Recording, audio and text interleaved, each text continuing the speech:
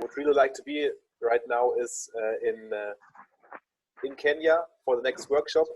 It would be in some weeks now, but unfortunately we cannot host the festival and the next workshop. But that's where I would be most likely. So I'm really looking forward to the meeting and to the webinar and hearing from Gichuki and what he has to say. Thank you.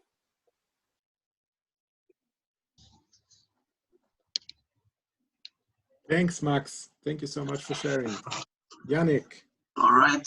Now it's my part. I hope everyone can hear me. I'm currently also at home. So, Max, just let me figure out my microphone is not working properly. Now it's fine. Okay, all right. I'm also at home in Germany. I want to be runner. I think, like for me, as a football coach, a football player, I would like to be on the pitch again. But unfortunately, it's not possible yet. So,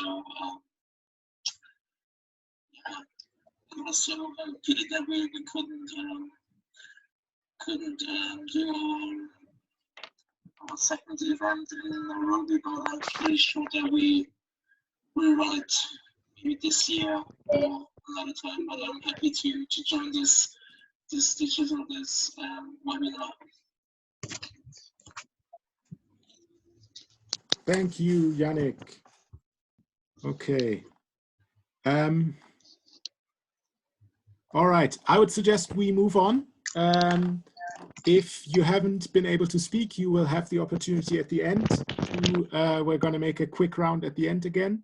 But now I want to hand it over to Gichuki for his input. I will mute everybody again so we can have it nice and quiet. Now Gichuki needs to unmute. And here we go. So you should now be able to see the presentation. And hopefully you should also be able to see Gichuki speaking. I think if you swipe on your screen, you can switch between the two things. And so you can either have a look at Gichuki or have a look at the presentation. Gichuki, I hand it over to you. Thank you so much. Thank you. Thank you so much, Julian and the team. And before we go into the meeting, into the webinar, there are three things that each of us should have. One, you should have a serviette. And you might ask why. Anytime you feel you want to an itch in your eye, please use a serviette. If you feel you have something in your nose you want to wipe it out, please use a serviette. Because if you use your fingers and you touch your eye and you touch your nose, then we get into the problem. The second thing that you should have is sanitizer. I'm hoping you carried yours in this meeting too. If not, Julian was to provide them for this webinar. So will be quite difficult, but yeah, I'll try. Yeah, it's a practice we need to have, and you need always to sanitize your hands when you go to forums or you go to meetings or you go home. The third important thing that we need to have is a mask. And the mask, when you go to the community or you go for meetings, you put on your mask. This is a practice. And this is what I learned, and I'll be coming to it at the end of the session. But because I'm alone here now, I can put the mask aside. I want to talk about my journey in COVID-19. But before I say that, most of you know I'm very passionate about young people. A facilitator, a trainer of positive youth development, and a global citizen. It is my global citizenship that on the 1st of March took me to Holland. through KQ. I did go through Kampala. And on that Sunday in Kampala, we did not proceed to Holland as planned. And we stayed in the plane in Kampala for about 6 hours. Being given reasons, there's a mechanical problem, we are sorting out. And at the end of it, we were told that we cannot fly to Holland. Reason, there were some passengers who were not allowed in Uganda for that time, and they needed to be quarantined. So I spent a night in Kampala, in Entebbe, and we were able to fly to Holland the coming day on Monday. And I was in Holland with my colleagues. We were 7 of us, and the agenda really was to look at the youth development agenda, what we need to do for the young people globally. And in the 5 days we were there, the situation in Europe was getting a bit worse, especially in Italy. It was getting a bit out of hand. And we kept ourselves, in a very closed group. And for the first time in Europe, I did not take the cold lunch. In Europe, more often than not, you'll have lunch. It's not hot like in Africa, where you get it steaming hot. In Europe, you'll get some sandwich or you get some stuff, and it's a cold one. So for this time, I did not take that. I don't know why, but I kept on eating hot rice throughout and taking a lot of hot water.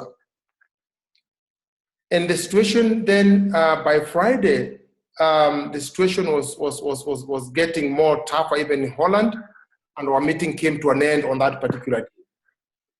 So I flew from Holland to UK through Heathrow. And at that moment, there was a great need, the feeling that people, there's need to keep distance. Although not very officially communicated, but there was that feeling amongst me and my colleagues that we need to keep distance. And therefore, from Heathrow, I boarded KQ to Nairobi. For the first time in my flight, I sat on the tail end of the cabin, and that's where the last place normally there's food at the back and stuff like that. So it was the last seat, and actually the window. Next to me, there was nobody, and the aisle seat had a lady who was also flying to Nairobi.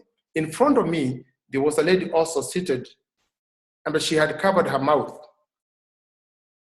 and she kept some slight cough all the time.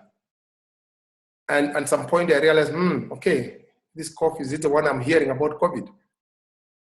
So I took my my scarf, and because I didn't have anything at that moment, and I tied myself like that. So I spent the travel from Heathrow to Nairobi more or less covered all the time. Arriving in Nairobi, this is Sunday now, Sunday 8th morning. And we are into Nairobi International Airport, and we go through the normal system of temperature check. Nothing bad, so the temperature's okay, and we are ushered to proceed. And then we fill in some forms that we had to fill for the purposes of for the Ministry of Health. And from there, I took a taxi and traveled to the city center in Nairobi. And at this moment, my feeling was already telling me, and the government, all this communication was coming up strongly. People who are coming in should be able to self-quarantine themselves. And it was voluntary. And I felt the desire at that moment, then I go for myself quarantine for 14 days. I had the option to travel to Kisumu, where my family stays, my daughter, my wife, and my son, and where my mom is currently. Or I come to Tabasamu, where I am currently in Kitale. But I felt there's too much danger involved in that. I don't know my status. just that the temperatures alone could not probably determine that. So I said, let me stay in Nairobi. And in Nairobi, I went to Athi River. I asked a friend of mine, is it possible for me to stay in your space? Because the space he was not using. And this is a self-contained house. And there's also master room. It's also self-contained, and also there's a kitchen, and also there is a space you can also watch your stuff. So I went there. And life in self-quarantine is not easy, my brothers and sisters. From the 8th of March, so I went to this place in Athi River, where I stayed in isolation. For those 14 days, I never came out of the master room where I stayed. I had a lot of fruits. I bought a lot of fruits, lemons, avocados, oranges. And I bought the sanitizers, the serviettes that I showed you all of. I had a lot of this in my place. And this is where I stayed for 14 days. And it was not as easy as you'd imagine, because you do not know yet your status. Anxiety started creeping in. Somebody kept on telling me, you cannot go out, stay in here. So I stayed there, and the more I stayed in there, the more the anxiety, and I spent most of my time sleeping. And every time I read something about COVID-19 and its symptoms, my body temperature rose very fast. The heartbeat even went faster and higher. I could open the window because I was on the 5th floor of the building. So I opened the window, air could come in.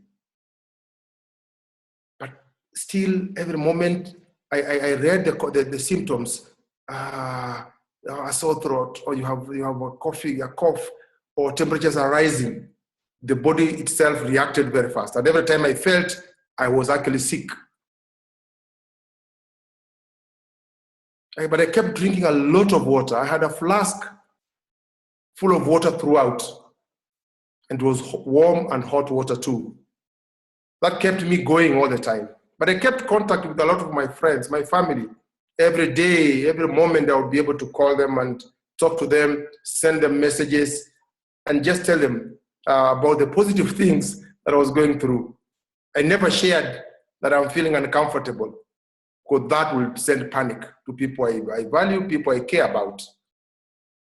And that positivity in me was very powerful, because it kept me very hopeful and assured that something is going to be good here.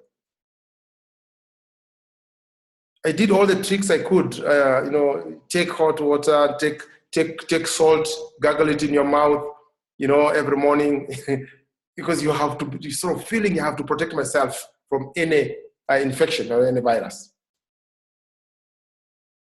So in the quarantine, in that room where I was, of course, I asked, there's a restaurant that was out there, and I asked for their number. I was given, so they used to bring me food and just leave it in the door, and I pay by M-Pesa. So I'll call, please bring me today rice and stuff. Yes, they will bring. I pay by M-Pesa, and they just leave it there, and I pick it, just to avoid contact with the people, because I really cared. I really worried about other people more than myself. So this happened for these 14 days, and I was also talking to my friends there were 2 from Mali, and they were also the other 3 were also from Holland. So I kept on talking and exchanging ideas. How are you feeling today? I'm good, nothing bad, nothing coming bad. On the 12th day, a colleague in Mali said, gentlemen, I'm feeling a bit uncomfortable. I'm feeling fever. I'm feeling hot. That is the 12th day. and they say that the virus, the incubation period is 14 days. And this is the 12th day of your colleague whom you stayed with in Holland. And that was not an easy moment for me. On the 12th day, 2 days to go, and someone tells you I'm feeling unwell. That's not something you want to hear. You have endured for 12 days, and the 2 days to go, someone tells you is uncomfortable. I told him, hey guy, why don't you take a bit of some lemon water and stuff like that? Also, I told him, no, I have a problem with my stomach. I have ulcers. You felt, now what solution do you give? Okay, he said, let me take a walk out there. So he took a walk, and later in the evening he said, I'm feeling better, I'm okay. I think it was part of anxiety that was also building up for him. So the 14 days, I finished my 14 days. And when I was there in my 14, in the last day, actually in the last day, I called a 719, which is a number in Kenya you can call, and they will give you direction. So I called them and told them, hey guys, I've finished my 14 days. What is my next step? Do I come for the test at the Mbagathi? They asked me, so they gave me the doctor, and I talked to the doctor, and the doctor asked me so many questions. And finally he told me, you don't need to come here. You don't need to come. I did not believe him yet. I said, for all what I was experiencing and all that, he told me that is part of anxiety. You don't need to come here. But I did not agree to go home yet. I took 7 more extra days in quarantine to be able to be sure what I was feeling and what I was going through is correct, and it's not anything to do with the COVID-19. But while I was in that place, I was reflecting a lot, and I wrote something called how to tips while in self-quarantine, which I also shared, which I also shared on my Facebook and also in my LinkedIn and my social media. And these steps were very important for me. Do not panic. Do not panic. Keep connected. And that is powerful. Talking to people was very, very important for me. I had a long discussion every day. We had a discussion with George on the Facebook, talking about many things. And one time, I remember he had to make Gichuki, this Francis, St. Francis. Yeah. So this is your day for him. So there's a lot of connection with people. So these tips will be useful for you too sometimes, not just because of the COVID, but also for the situations you get yourself into. So after I finished the 7 days, for the extra 7 days that I was also in my self-quarantine, I also reflected a lot about what extra can I do when I go back home. And I developed a tool, a reflection, also adopting to new behavior. And these are if you look at it, they are the 5 fingers, and they help you to think through how do you adopt to new behavior. And this new behavior are related to really what you want to change to. And the most powerful one I always have is put others first. And that's the central finger. Put others first. Because once you put others first, there is likelihood that you will protect them. And the most interesting part I always believe is the smaller finger is the trust in the new you. This is a small finger always the time if you have a problem with your ear, is always the small finger that always want to remove everything. You trust it so much. So trust in the new you. Because in the behavior change, there will be the new you. And you must trust that. You must adopt it and travel that journey. Adopting and trusting in the new you. We are in a scenario in this country, everywhere else.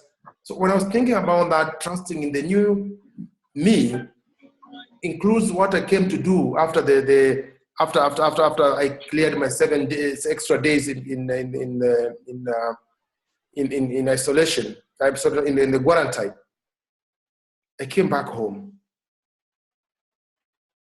I traveled from Nairobi on the 29th of March. I drove myself down to Kitale, where I am here at Tabasamu. And no sooner I had left Nairobi than Nairobi was locked on the Monday. And when I arrived to Kitale, and this is now the stay home, stay active experience. So this is my 4th week since I came to Tabasamu and I came home. And I spent the first 14 days with the limited contact with anyone here at home.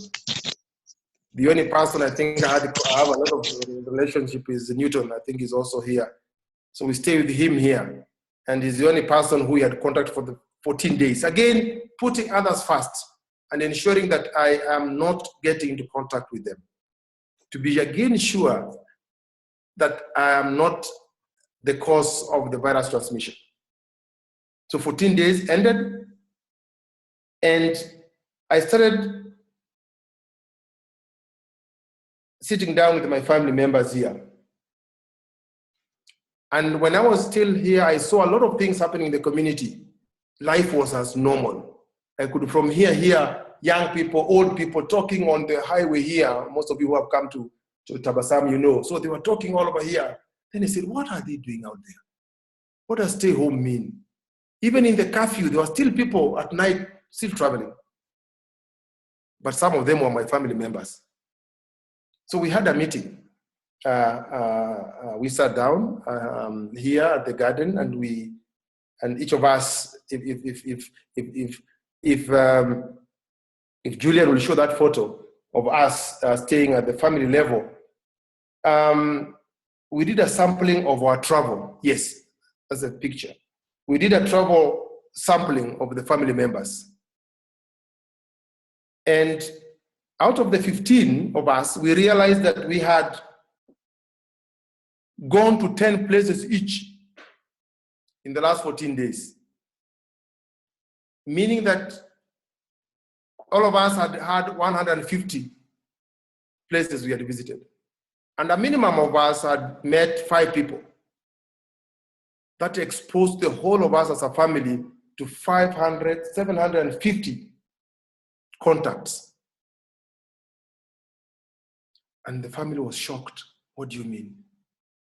750? I told him, yes.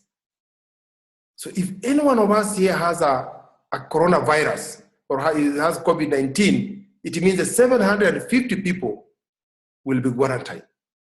And it means the whole of this village will be quarantined.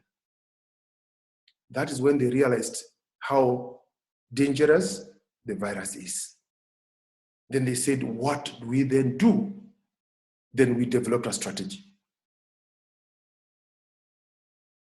One was to develop a program of this. All of these are students. Many of them are students. They needed to go and do their studies every day, morning or afternoon. 2, reduce unnecessary movement. And 3 was to have the masks. In case you have to go out of the compound, then you have your mask. Go and come back home. So that was an important intervention that I realized needed to be done at that moment. But when I was walking still in Tabasamu, I was because I'm here and I had a lot of time. I said, what can I do also? I started, walking in the compound. I was getting site to plant bananas and avocados. So the whole morning hour I was in the farm. But at one point, I looked up. And if Julian can put what I saw, it's an exciting stuff. I looked up and I saw this. This was around midday in the sky. There's a nice rainbow around the sun. And it reminded me all the day that I was looking down, there's time to look up. There is an inspiration. There's something that will inspire you. There's something that will get you your attention. Nature has a way in which it helps us and reminds us that we are all connected. And we can form a beautiful, beautiful, beautiful rainbow. And that reminded me of the BUYAs. It reminded me of you mentors. It reminded me of you guys, the ambassadors. That's a beautiful rainbow. That people will always say, yes, look at this. I want to follow so-and-so. I want to believe so-and-so because you have something beautiful. Keep look up. Keep look up. Stop, look up. Because there's someone else also looking at you to be able to deliver. In the over 50 days of my experience from the 1st of March to today, 1st of May, I learned 3 key things from my experience. 1, care for others is a driver in behavior change. Caring for others will drive the change. Caring for others. Don't care about yourself. When you care for others, you have taken care of yourself 100%. Care for others all the time.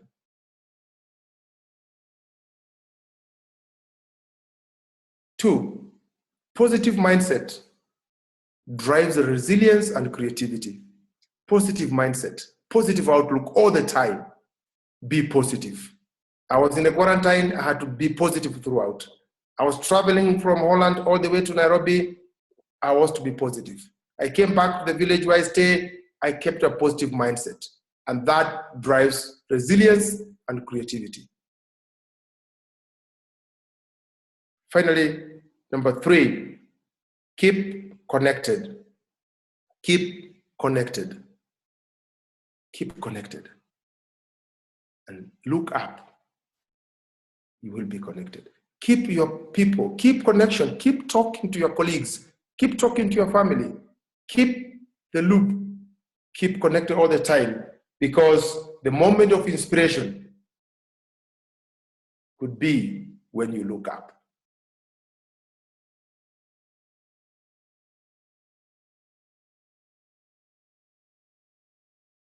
Julian.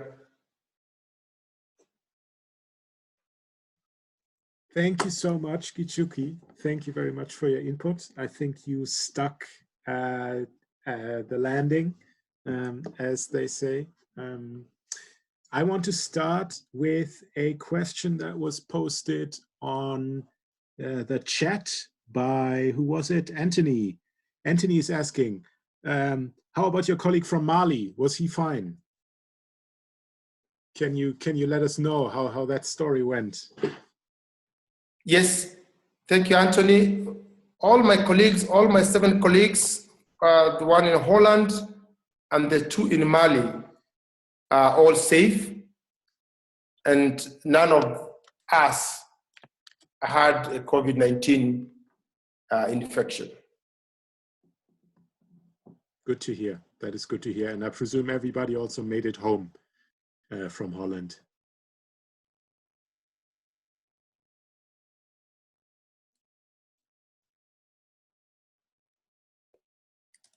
We have a question from Max. Max is asking, at Gichuki, you talked about your new behaviors you adopted in self-quarantine. Which of them have you maintained after your time in quarantine? Can you please give some examples? Yeah, that's the important question, right? Yes, that's an important question. If you go back, Julian, to the behavior that I acquired in the slide, one of them really that is most important for me, yes, these tips that I had. One scenario is to keep connected.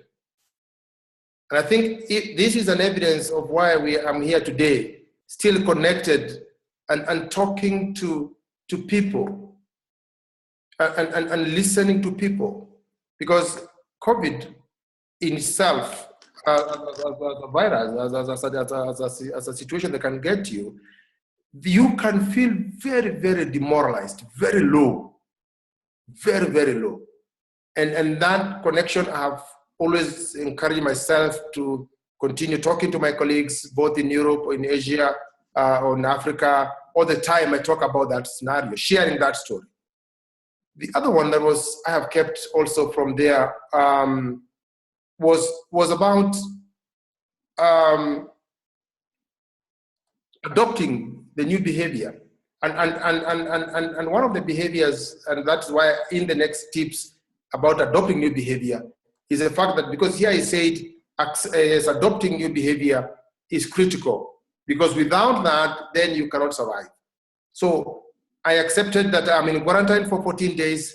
I accepted that I'll have to remain here for 14 days or 21 days, is accepting that and acquiring techniques and tactics to survive in that new environment.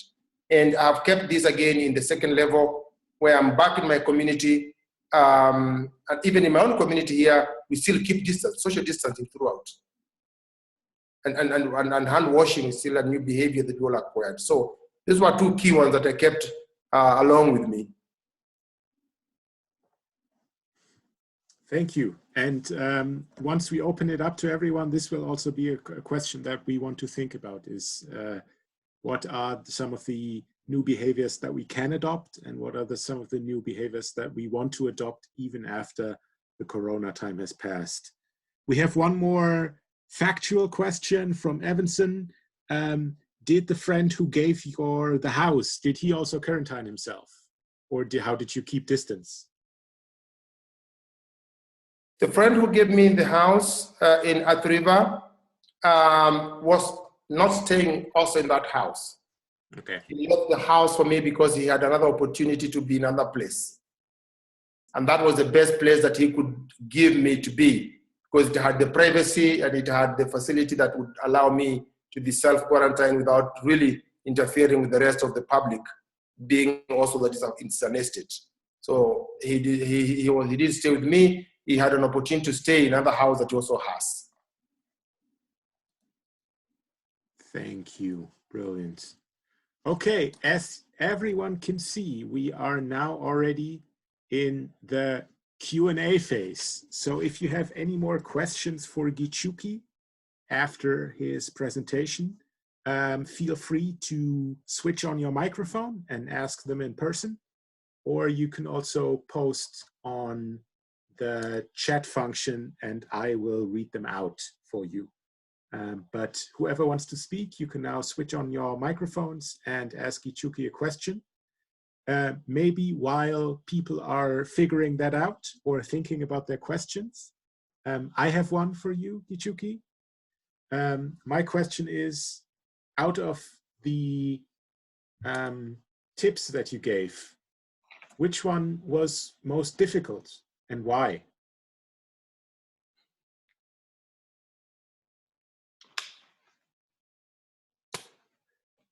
I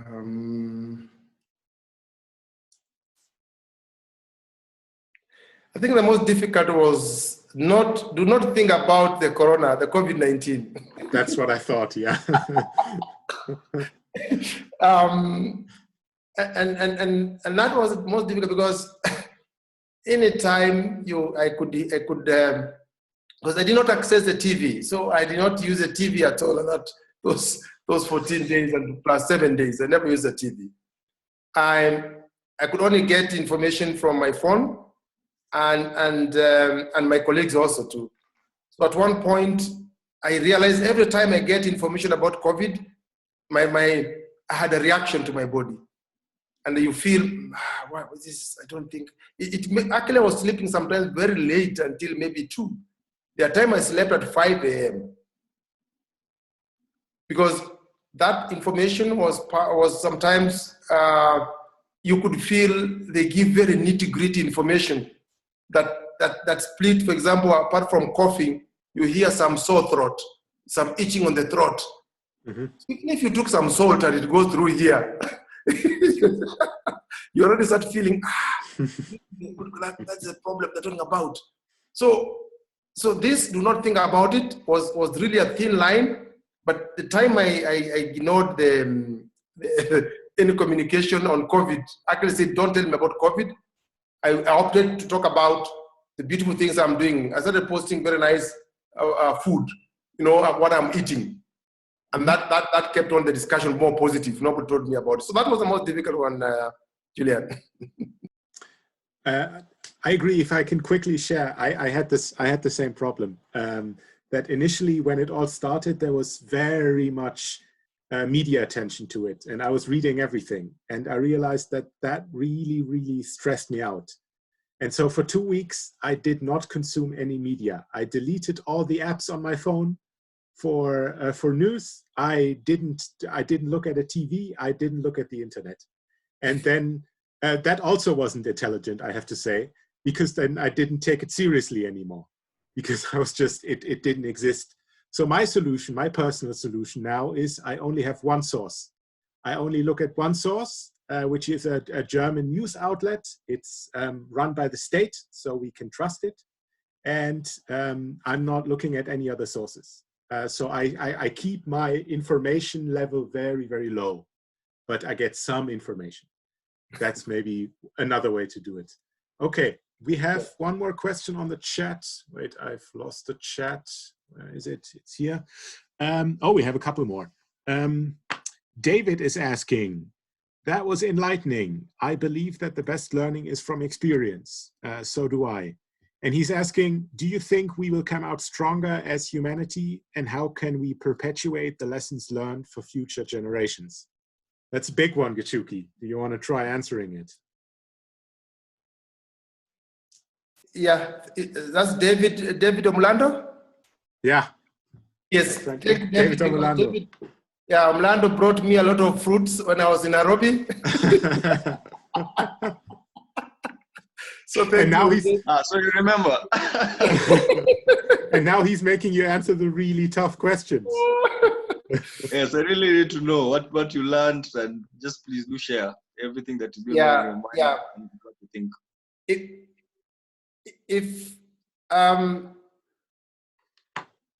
If Julian, you look at my first page, what you've slotted in as my photo with the welcome to a world-changing decade. If you go to that document, the first one, Julian. Which one, sorry? The one with the first one. This one. Not the first one, first this slide. One. Yeah. Not this one. This one. Oh, Not yeah, sorry. The first one. Yeah, here we are, sorry. There's this one and there is the other one. This. Not just let the other one that was there before. This one, yes. This one, thanks. You know, when I wrote this welcome to a world-changing decade, it says, as we begin the decade that will witness tangible transformation to our planet. I did not date this one, but this one I did it this year, early this year. I never knew that there is going to be transformation, and a radical transformation to our planet. And there is going to be a social order, a new social order, a lot of new order on many things. And from the experience in the quarantine and what I'm going through at the moment, I do believe we are stretched as humanity. We are stretched to care for the earth and its people. The biggest for me is, do I care about others? Corona as a virus, unless you welcome it, it will pass. And the steps of welcoming it are very clear. And the ministry has given those kind of steps for how Corona gets to us. So I think we are in a position really to rejuvenate ourselves, to bounce back if our humanity and care for others is going to be prime for us. Where are we here today, even as BUYAs? Where are we in our communities? What is the calling in us? It is caring for others. If we can amplify caring for others, even in the new order, that will be the order. Omulando. David Omulando, do you have any thoughts about that? I mean, we can open. Okay, yes, I've got actually I've got that. Thank you, but I think that only answers my first part of the question. There are two. How can we perpetuate the lessons learned to future generations? Do you mean that? Yes. Yes. Okay. Yeah. Yeah. The second part of it is perpetuating that would mean then we have a strategy as a people, but also as a community, as institutions. And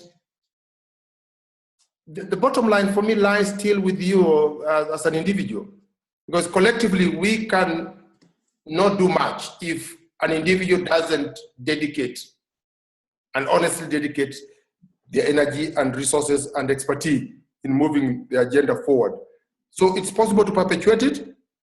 And I think the BUYA itself offers us an opportunity to be able to support our communities. And the lessons that we learned a lot, especially for me, key is being connected, caring for others. For me, those are pillars for any other development that we can take. So it's up to us. If we want we feel we need to support our colleagues, but then it has to come from ourselves. We are the people to drive it. I think we have to, like sometimes we have too much talks, less action. Take it upon you that the entire world depends on you to save it, and the rest falls in place. Julian. Thanks. Questions are flying in now. So can I invite you, Gichuki, to keep it brief? Okay. Yeah. If you can. Thank you. Thank you so much. So it really falls back to us. Oh, sorry, David. Yeah. Do you have anything else you want to share? Sorry, David. I didn't mean to cut you off. Okay, now I can't hear anything. All right, I will just move on. Gichuki, yeah, we have a couple of more questions, so if we can keep it short, because, yeah. It's okay. I think I've got it, and it also comes from.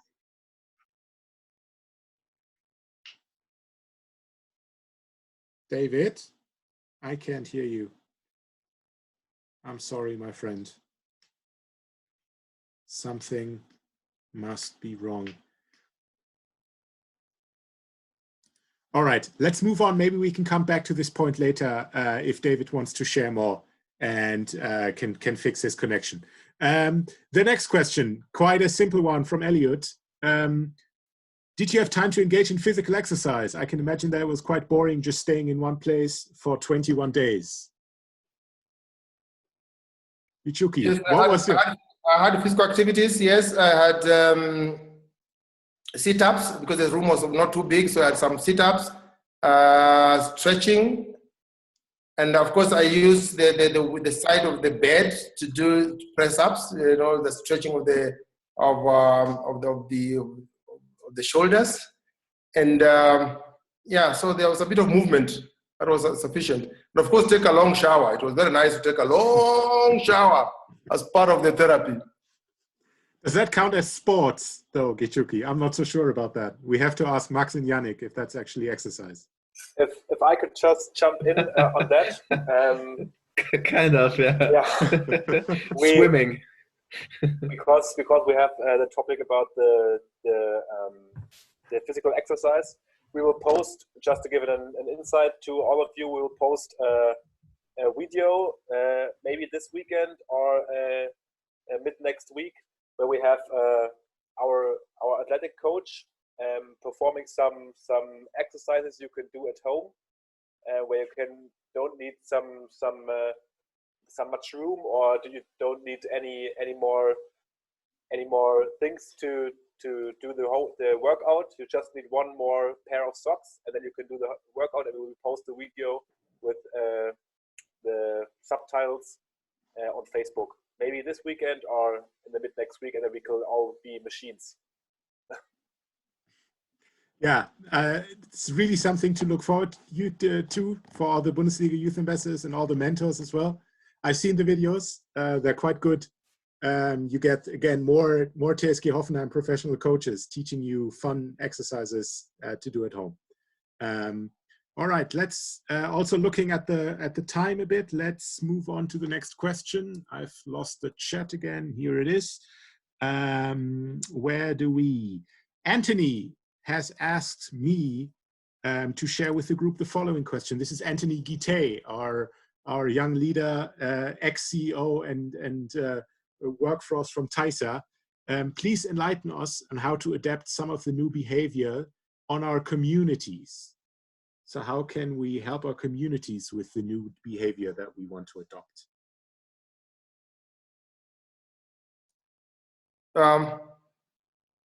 Thank you, Tony. I think I'll be brief on that. One of the things that you can do is really for them to feel the urgency of the matter. And I think what I shared was when I did that exercise, mapping exercise with my family, and we realized we are vulnerable, then it was easier for my family to start adopting new behavior. So it has to really touch them. Otherwise, it remains at the hypothetical level. So let them know how the virus spreads and how show them, then they can realize how vulnerable they are, and then what new behavior can they adopt. If you do it with your family, Tony, there, you'll be surprised. So I didn't know this, but then they can, okay, what extra caution we take. So it's by allowing everyone to feel vulnerable. Then after vulnerability, then an action can follow. That for me will be the synopsis of that. Tony, do you want to respond to that yourself? Do you have any idea? Because sometimes when you ask a question, you might have thank you so much answer with what in mind already. Yeah. Be able to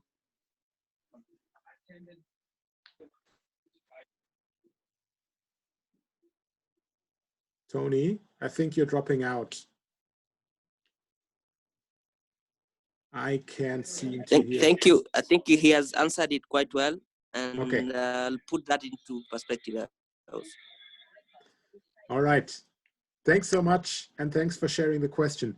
By the way, for future webinars, if you are in the chat function, you can select who you want to send the question to. So you can either send it to everyone, or you send it to one person, because I'm seeing that some people sent their questions directly to me and others posted it on the group for everybody to see. And I think both is absolutely fine, but just that you're aware of that. All right, let's move on. Evanson is asking, do you think COVID-19 will be dealt with fully this year all over the world? That's the big question. Gichuki, what's your take?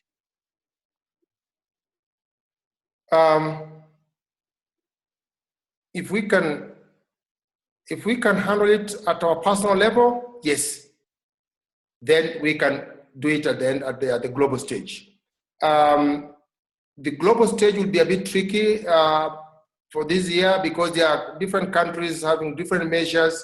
There's some countries that are struggling with the basics, and therefore there are some countries will remain for quite a bit with the challenge, and some countries will recover quite fast from what I observe, especially on the behavior change, and of course looking at the trends in terms of people movement.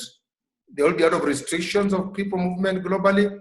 It means then this year for me, I know it's likely to be a slow year, but it will be dealt with this year. That's my hope. Thank you. Let's take care of ourselves first and take care of the rest of other people. Then we can already move into the world. Thanks.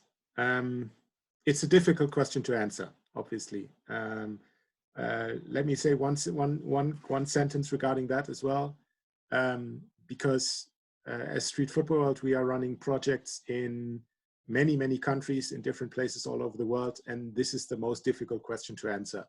But I think that we will get more and more answers as we progress, and things will be we can better estimate how things progress in different countries, maybe by the end of May. And then we can also start planning a bit better, also obviously with respect to the Bundesliga Youth Ambassador project. Clearly, that's something that we are considering, is how will this pandemic develop. All right, let us move on.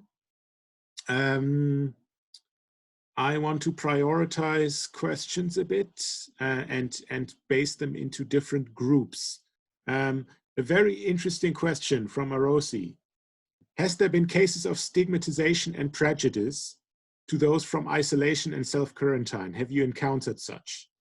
If any, how did you deal with it?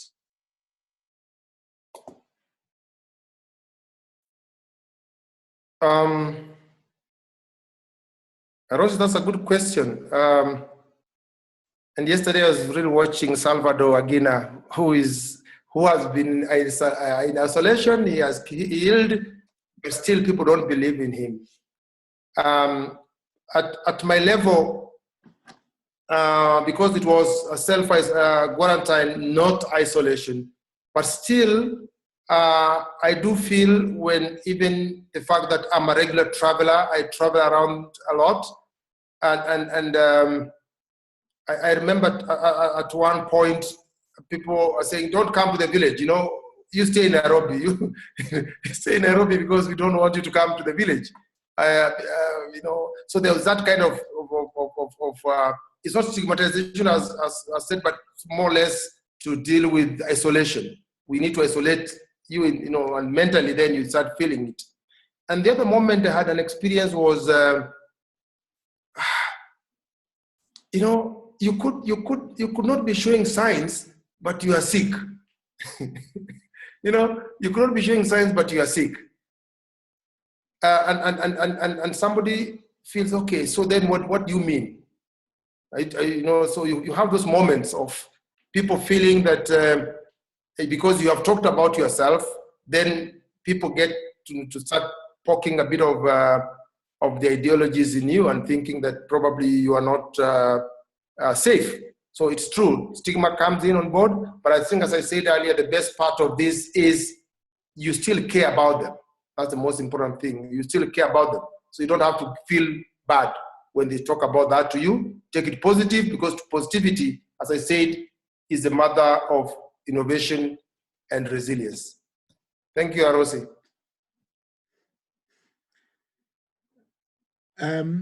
Maybe one more quick answer regarding a question posted by Marie. My worst part of staying at home is watching the news and seeing cases increasing day by day. Should we avoid things that make us anxious, like watching news? I think we partially already covered this, but if you want to respond quickly, Gichuki. That's Marie up from Kapsara, I'm sure, yeah. Marie Njuguna. Njuguna, yes, yeah. She's my neighbor on this other side of the hill. Oh. Yes. I think the more you watch the news, and the more sometimes you get a bit of a bit tired with it sometimes, or you feel it's anxious every time you want to get the number, what's the statistics, the time that's coming up. And I would say spend more time positively. Spend more time positively and keep yourself safe. I think the news, as we said earlier, they could be very detrimental to your mental health. Thanks. Eric, you put up your hand. Did you want to say something? I'm just seeing it. Eric Osia, my friend. Did you want to contribute?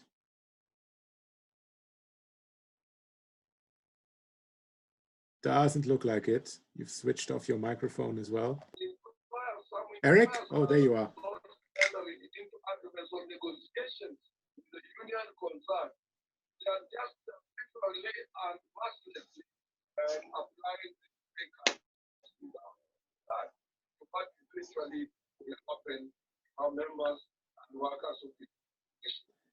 Eric, I'm personally having trouble understanding you. Gichuki, were you able to understand Eric? No, I did not even hear him. Okay. Eric, I think if you can try maybe a different microphone or something like that. It's very, very silent. As our country responds to the COVID-19 pandemic. The coronavirus pandemic has been over 100,000 jobs lost in the last month. Huh. I'm sorry, my friend. I can't hear a word. Sorry. All right, maybe if you post your question on the chat, then we can answer it. All right, let's move on. We have 8 more minutes officially. Gichuki, would you be fine to extend this a bit for like 10, 15 minutes? Are you okay with that? Or do you have to drop out at 9:30 sharp? Yeah, I'm available. My shoulder is always available for. Okay. All right, so then let's say we extend this a bit. Obviously, if people want to drop out at 9:30, that's okay, as we said originally, but we can now finish at 9:45, and then we have a bit more time to answer all questions and then have another closing round with everybody else in it. All right, Eric, I still can't hear you, so please post your question on the chat if you have one. All right, let me see, where were we? Arosi, another interesting question. On the tips, do you think it's easy to apply these tips to the young, or is it just tips for the old, Gichuki? What's the age group you had in mind? Let me put. Rosie, that's a good question.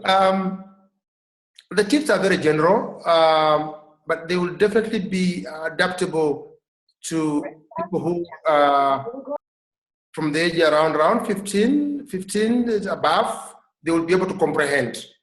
Because once you're able to comprehend and appreciate and be able to adopt, for example, meditation. Meditation might not be too for younger people. It might be for a bit from 20, 25, they will be able to concentrate. But the first one, do not panic, really, is the first thing which is everyone can be able to pick. Keep connected with everyone can pick that. Keep the spirit. Keep the spirit, especially for the tips for the self-quarantine. Anyone can keep that, and that's part of the self-drive that each one of us can have. So 15 and above will be able to use this. All right, thanks. We have so many questions that are still open in the chat that I would say if you have any more questions, post them in the chat now. Otherwise, I would close it and then we can work through the ones that we have. So if you have any questions, post them now. Otherwise, we'll just do the ones that are still outstanding and then we'll do a closing round in the end. Let me go back up. So we've had Anthony, Marie. I want to finish with Yannick's question. Mariam Ramadan asked you, did your family panic when they realized you are in the quarantine, or did you do it secretly? What's better to do? Tell people that you're in quarantine or keep it a secret? What's your experience? My family, that's my wife, my 2 children, and the rest of my siblings were aware. Only my mom, I kept a secret for her. Okay. Because she would really panic, and she's 82 years old, and with age and conditions of health, that would have been a disaster. So only for her, I kept secret. But for the rest, they knew. Okay. Thanks. George Vavaru is asking, and I'm not sure I understand the question. So he wrote, since we've adopted new behaviors, do you think we'll lose our identity? George, if you can hear us, can you explain a bit more about your question? Yeah, sure. I was typing and I sent before I finished typing. Okay. But what I really meant was, since we are adopting new behaviors like not shaking hands, not hugging, and there were things we were used to before. So going forward and generations to come, will they find it difficult to do it, or after COVID, it will be a normal thing and we'll go back to what we were used to before? Thanks, my friend. Welcome. Gichuki. Thanks, Beckham. It's a good question, and we have to. There are some behaviors that we will keep a lot, not only for COVID, but lessons from COVID.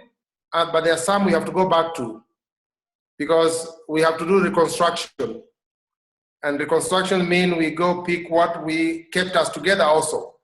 Like, for example, in Africa, greeting a hand for 2 minutes, 3 minutes is really something we value a lot. and that's something that will say, okay, how do we reconstruct this going back? So there'll be a lot of reconstruction. And we can only say some are to help us improve on our behavior, especially the health behavior, and the rest we have to reconstruct them as Africa. Thank you. Let me see, what else do we have? Evanson, very important question. Evanson is writing, I'm currently in a slum. Some slums around Nairobi have cases of COVID and it's becoming worrying every day, since there are no clear measures to mitigate the spread. What are some measures you would suggest to be put in place? For slums, I presume.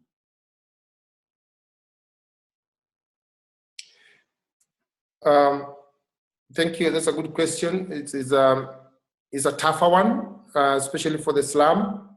And the reality there is totally different, and every situation must find a solution on its own.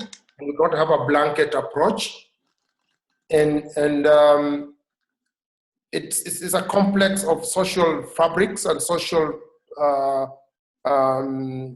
issues that happen there. So I would be looking at an approach where there is, of course, the government intervention in terms of provision of services, but also there is also the family setups. How are the families in these scenarios coping up with it? And what is their mindset? If the mindset is not adjusted, then it means the scenario will be more or less the same what's happening. So I would go for an approach that brings in the mindset shift and the mindset of the families and the members of each family. Then they find a way of what can they adopt? What's the minimum, the bare minimum that they can adopt? They might not adopt everything, but what's the bare minimum they can adopt? That could be a bridge to saving their lives. So that's a question that we can still discuss further. Others may not be able to finish here, and I'm available. We could discuss it off the webinar too. Please still talk to me. Thank you. No, obviously quite a key question. All right, as far as I can see, we have 2 more questions, so we can answer them, and then we will have a closing round so that everybody else can share one more time. First question is from, oh no, Janet just posted. Okay, so we have 3 more. Then let's start with Lenny's question. After quarantining yourselves, what steps did you take as to get over the fear of coming to contact with people, thinking you might infect them? What exactly did you do to get over that fear?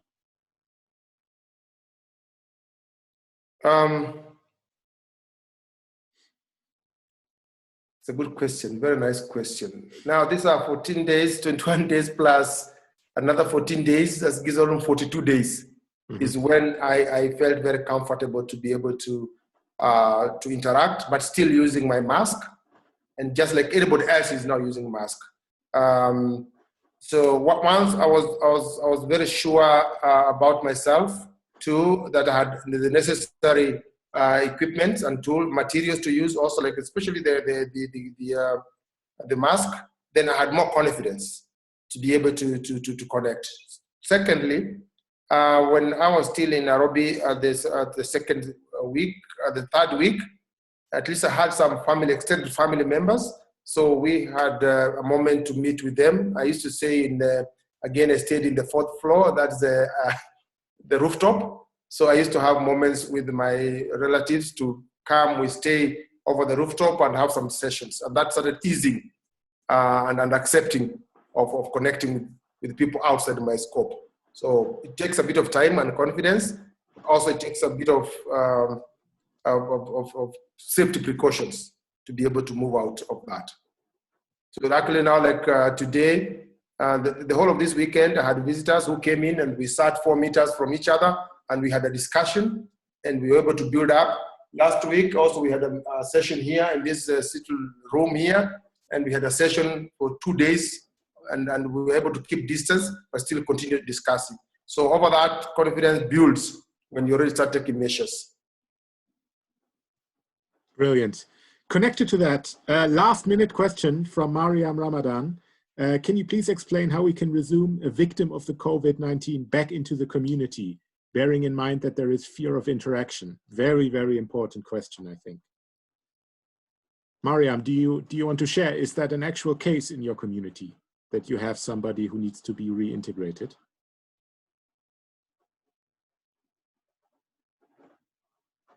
You don't need to share. Gichuki can answer first, and then if you have anything. Yeah. If you allowed me, Mariam, and I think just the entire group, that is what I'm writing now. That's what I'm working on now, reintegration, because I've been part of this community and I'm trying to see the entry. How do you enter into the community? How does the community start accepting you?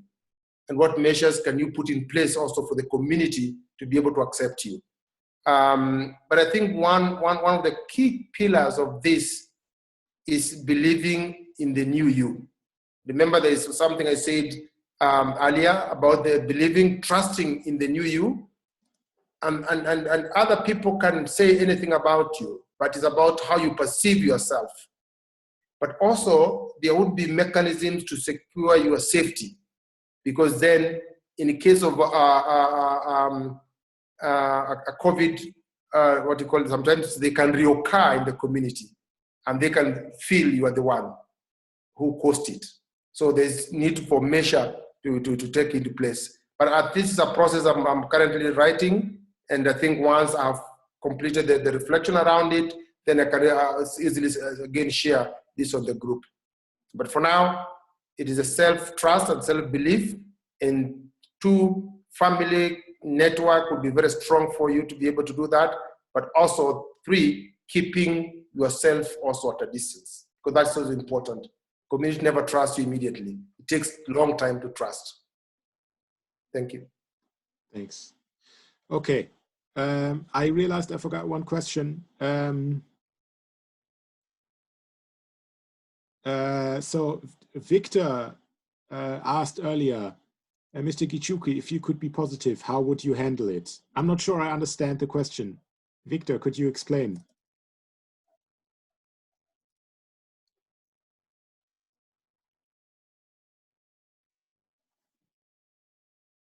All right. I think I get him. I get him. Yeah? I think I could explore what probably he meant. Okay. If I was positive, how would I have reacted? All right. Okay. Yes, I think that's what Victor is seeking to do that. Victor, the acceptance to go to self-quarantine was a key milestone for me, was a key decision for me.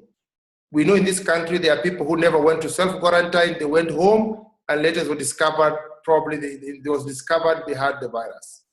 So for me to make a decision to go self-quarantine was a key decision to protect my family, to protect people I loved, to protect anyone who I would have come into contact with.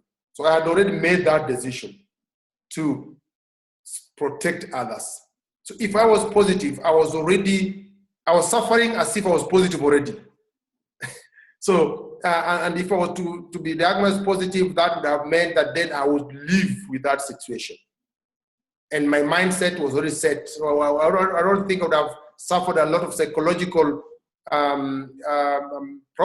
problem, because already my mind was sure, yes, I am going through this because I want to protect others. If I'm positive, I'll continue serving the next days until I'm okay.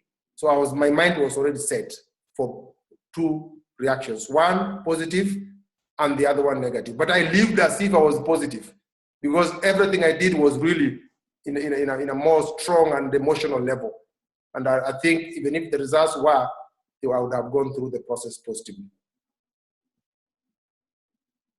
Brilliant. Okay, last two questions. I will start with the very, very easy one that Janet posted. Do you think the government of Kenya is doing enough to contain COVID-19? How would you advise them? So if Mr. Gichuki Francis was the president of Kenya, how would you act? I'm sure that's a question we all are asking ourselves. Yeah,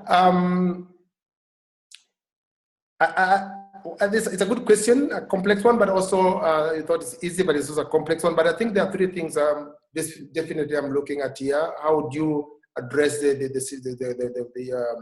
situation? There were two. There was a pre-COVID, before really the situation became worse. I would have taken measures much earlier. For me, the scenario that everyone who came to the airport should have not talked about self-quarantine, but mandatory self-quarantine. And I think that has even now helped a lot of the country to sort of get people before they get into the community. Because we allowed people into the community, and the scenario we are suffering now is because people went to the community, either knowingly or unknowingly. So one would have been to ensure that there are facilities and people are quarantined. As they walk into the airport, you go for quarantine for those 14 days, finish, then your case is positive, then you have to go for treatment. If it's negative, you go home. That's one. Two, I would be looking at the testing process. Because like I feel the testing process is not taken too seriously, that there are many people probably in the communities who are even now not going for testing, or they would fear to go for testing. And if this was made as easy as possible, then it would be in a better position. So I'll go for testing and post-test services. And finally, I would still look at the processes of community engagement, how the community themselves are supporting the process of identification, and also supporting and reducing the stigma associated with it. So I'll go for that approach for now. Brilliant.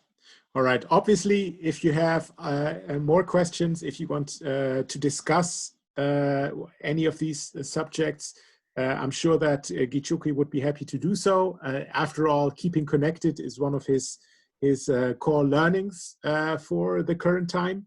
Last question, and it's an easy one from Yannick, and it's a question I really love because it puts you in a positive mindset to look ahead. What's the first thing you will do when the Corona crisis is over, Gichuki? First thing, what comes to your mind? Go. I'm a global citizen, so the first thing, of course, I want to do is really reconstruction. Reconstruction for me would be getting people and communities back to a lifestyle, a system that they were used to, was good, and really socialize people afresh. There's a lot of things I'll spend socializing people afresh, getting people back to connecting again with each other. Because right now there's a bit of fear of I cannot do much with you, bye, and that. So I'll do a lot of socialization and keeping and organizing programs that ensure that people get back trusting each other again. And that for me would be at the global level, at the community level, at the country level, at the family level. So that's the first thing for me I would really want to do. re-socialize people, and include the new values that were positive from the experience. Thank you. I think that's a worthy last question for this segment. So thank you everyone for posting your questions and participating. If I've forgotten anyone's questions, I'm sorry. But as I said, we can always reach out and ask Gichuki directly. So originally, if you're now looking at the presentation again, we had planned for a couple of reflection questions. Since we spent so much time talking to Gichuki, we will skip this now. However, I will share the presentation with you on the WhatsApp group. So you will have Gichuki's material and also the reflection questions again. And you can maybe use them to think for yourselves or to use them whenever you speak to another Bundesliga Youth Ambassador for the next time and reflect together about these questions. My closing round now would be the following suggestion. Think about your biggest achievement during Corona lockdown. What is your biggest achievement? It can be something that has to do with your role in the community. It can be a personal achievement. And I just want to invite people also looking at the clock just to randomly share. So whoever wants to share can share their biggest achievement. Please keep it short, maybe 15 seconds only. I will start. My biggest achievement is actually getting Gorka on board for this project. Obviously, in times like these where we have to transform a lot, it's always great to have a team. And so convincing George, my boss, whom we've all met in Nairobi, that Gorka, my colleague, can support the Bundesliga Youth Ambassador program is my biggest achievement. So I'm very, very happy about that. Yeah, for me, I think, thanks, Julian, and I think for me the biggest achievement was actually to get accepted in this program. So, yeah, I have to say that when the pandemic started, I was involved in a few programs, and it's great to see that this program is kind of shifting in a way, but is still being able to go ahead, and I'm very, very, very happy. And Julian, I'm going to continue with the achievements since I already opened my video and my mouth. But my biggest achievement in this lockdown was actually to do some hiccups with my socks and do like 15 or 16 and without breaking anything. So I was impressed with myself. Brilliant. Okay, now that the two Germans have been talking for 2 minutes, I'm sure other people have thought about their achievements. So if you want to share, please go ahead. Just switch on your microphone and let us know. Anthony, I'm seeing. Yes, can I come first? Yeah, go ahead. Sure. What I regard as my greatest achievement so far during this COVID, during the lockdown, from where I work, I've been able to facilitate a home learning. I've been able to distribute close to 300 students with learning materials. I think this is something that is really of great use to them because most of the candidates are anticipating for sitting for a national exam. And to me, I regard this as a very great achievement that I've done over this period. Thank you. Absolutely. Thanks. Who else is switching on their microphones? Who do you have? Newton, what's your achievement? Do you want to share? Yes, I have achievement. My achievement is during this lockdown is just staying at home and not moving. Okay. Yeah, because before the pandemic, I used to go. You are at home for a while, then the mind, you think of something, then you just decide to go out to visit a friend. But since Gichuki arrived at home and he was from away, then but you have to stay at home so that you can't go in the village and maybe people are saying that Gichuki is positive by the virus. Yeah, so I have to stay at home, and that's the greatest achievement, I think. Brilliant. Thank you. Yeah, so even easy things, simple things can be true achievements. And I think we can be proud of these things as well. Who else wants to speak? Janet, you're switching on your microphone. Yeah, so for me, my greatest achievement is the ability to do 3 online courses that I've loved so much. The first one was about football for friendship course. There's another one I did about fundraising during COVID-19. And the last one that I'm still doing is how to make positive impact during crisis. So you're learning, you're keeping yourself busy Yes. with education. Yeah, that's great. Yes. That's actually one thing that I also wanted to share with all the BUYAs. If you ever come across free education resources, always share them to the WhatsApp group so that others can benefit as well. Yeah, there's a lot of free courses now that people can enroll in. So if you have anything like that, please share. George Osoya is switching on his microphone. What's your achievement, my friend? Yeah, I have a lot of achievement because I'm just the same as Julie, as Janet, because I've been taking some courses also on COVID-19 and to learn some of the things about the experience on COVID-19. Just like my mentor Gichuki has said, it's very important for us to be safe each and every time. So the greatest achievement is to be at home, stay with my family, and assist them on the way they can go through the COVID-19 challenge that they have now. Yeah. Thanks. Thank you for sharing.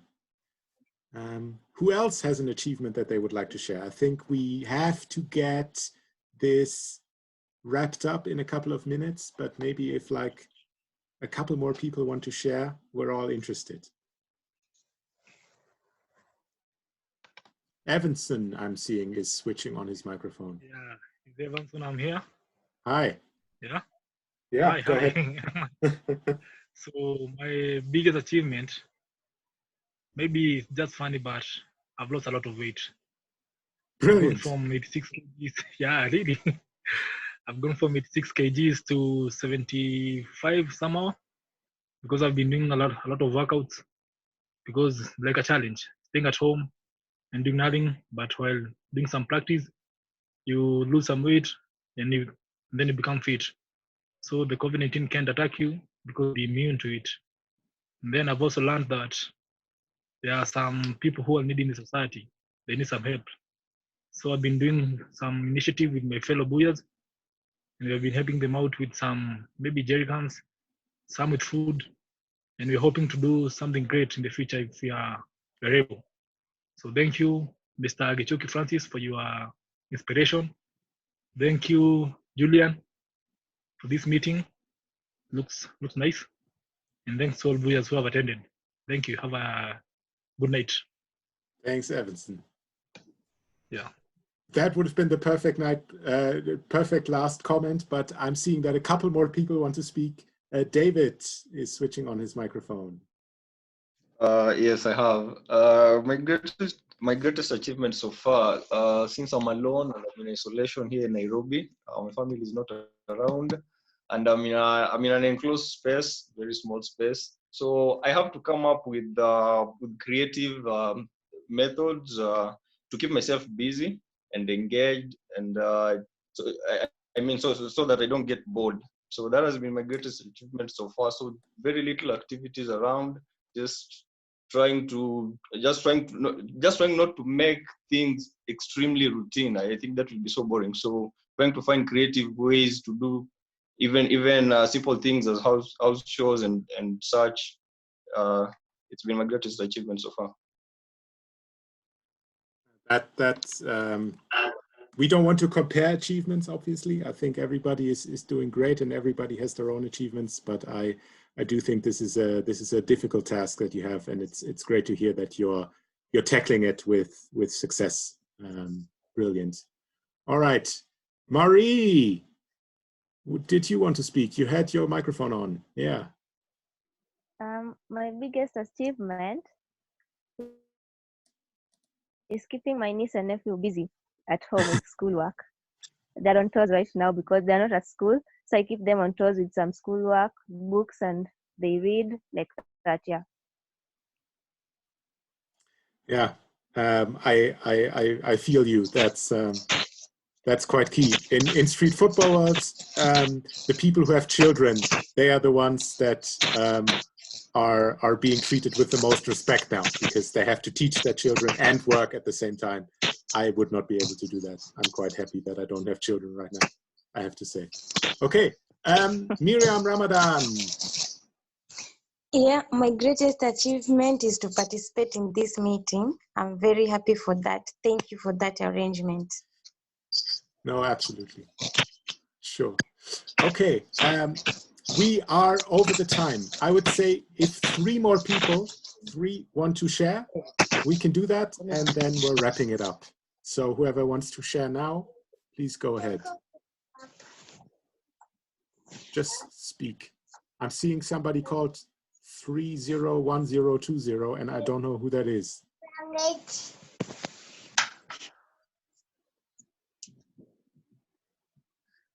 All right, then we go to Mark.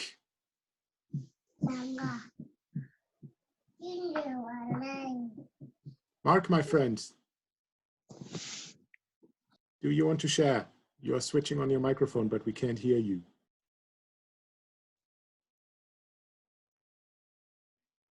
Hello?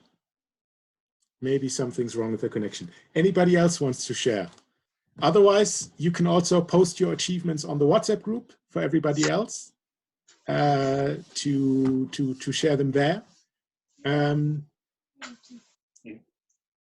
Last chance for people to share their achievements here. Yannick. Then it's my turn, yeah. Yeah. So for me, my greatest achievement for the last couple of weeks where I read more books than I usually do. And I took some courses also, online courses. I think, yeah, I just used the time to do things that I normally need more time for. So yeah, that's my biggest achievement. Yeah, reading books. It's a tough one. I'm not there yet, I have to say. I need a couple more weeks of isolation in order to start reading. It's too difficult. Who do we have? Mark, do we want to try again? What? No. All right, then Joseph. Oh, hi. Hi. Can you hear me? Yeah, silently, Hi. but My achievement I can say is that I have really socialized with my family. Hello, hi. hi. Can you- Julian? Yeah. Joseph, I think I can hear you. It's okay.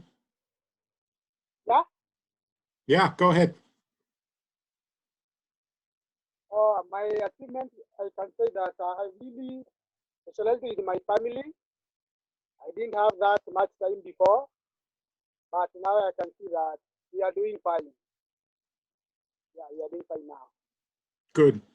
That's great to hear. Okay. So with that, I would suggest that we close the online learning webinar for tonight. There will be more things coming up. We will send out messages early next week for information about the next online webinar. We will do this regularly from now on. Right now, I want to take the last opportunity to thank Gichuki for his insights, for sharing his story, and for sharing his expertise with us. Gichuki, any last words to the group before we close off? That COVID can get anyone. COVID can get anyone. COVID can get anyone, and therefore protect yourself and ensure that your family is safe. And in doubt, call 719. That is the Ministry of Health toll line. It gives you the accurate information. Leave out the rest. Anytime, call 719, and it gives you the exact information you need to know. And for that, thank you so much, and looking forward to more interaction. Feel free to contact me on my Facebook, Gichuki Francis. You can go to my LinkedIn, Gichuki Francis. If you get to Tabasam Africa Hub, also I'm available there. We can also talk a lot. But I'm also going to be sharing later in the course of the next 2 weeks, the reintegration of quarantine people back to the community. Brilliant. So we'll have that. All right. Thanks again, my good friend and mentor, Gichuki Francis. And thank you all for participating. I will now close this meeting. As I said, you will get the presentation on the WhatsApp group. Also, we are recording this, so we will share it probably not today, but maybe on Monday, so you can rewatch everything. Thank you, everyone. Thanks for taking the time. Bye-bye. It was great to see your faces. For those who could switch on the video, really, really powerful stuff to see your faces. I'm still seeing Marie. Always great to see your smile. Big, big smile. And we'll be in touch. Oh, everybody's switching on the videos now. David and Anthony, beautiful stuff. And Max as well. All right, yeah, see you. And we'll be in touch early next week with more information. Have a lovely weekend, everyone. Thank you very much. Bye. Bye, everyone. Have a good time. Bye-bye.